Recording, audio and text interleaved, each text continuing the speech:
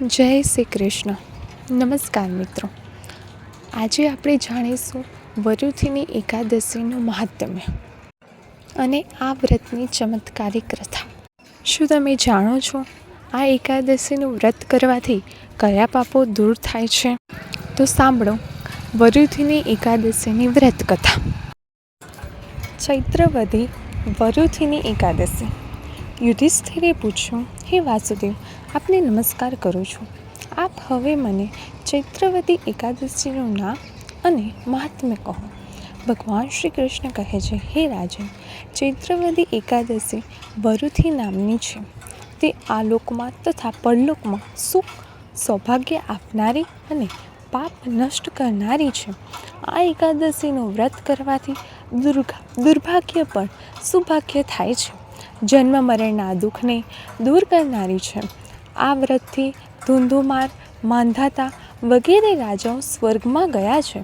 10,000 વર્ષ સુધી તપ કરવાથી જે ફળ પ્રાપ્ત થાય છે તે એકાદશીના વ્રત માત્રથી થાય છે. શ્રદ્ધાથી વ્રત કરનાર આ લોકમાં તથા પરલોકમાં વાંછિત ફળ પ્રાપ્ત કરે છે. આ વ્રતથી ભોગ અને મોક્ષ બંને મળે છે.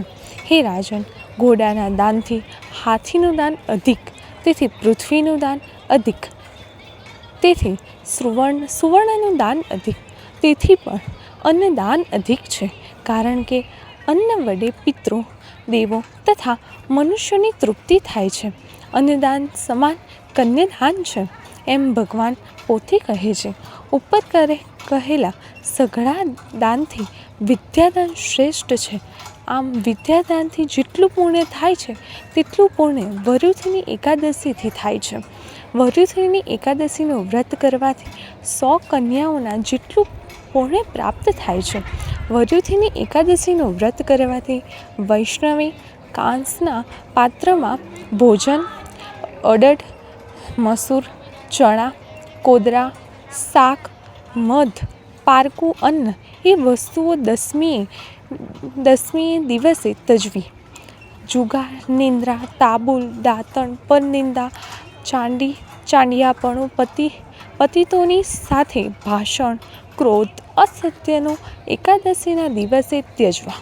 ઉપરાંત કાંસાનું પાત્ર, અડદ, મસૂર, મધ, કસરત, મહેનત, અસત્ય ભાષણ, બીજી વખત ભોજન, ક્ષૌર કર્મ, પારકું અન્ન આટલી વસ્તુ બારસના દિવસે ત્યજવી. હે રાજન, જે માણસો આવી રીતે વરુથીની એકાદશીનું વ્રત કરે છે તેના સઘળા પાપો ક્ષય થાય છે.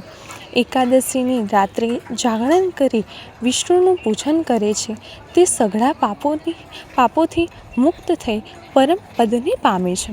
જે મનુષ્ય આ કથાનો પાઠ કરે છે અથવા સાંભળે છે તે આલોકના પાપમાંથી મુક્ત થઈ ભગવાનના ધામને પામે છે.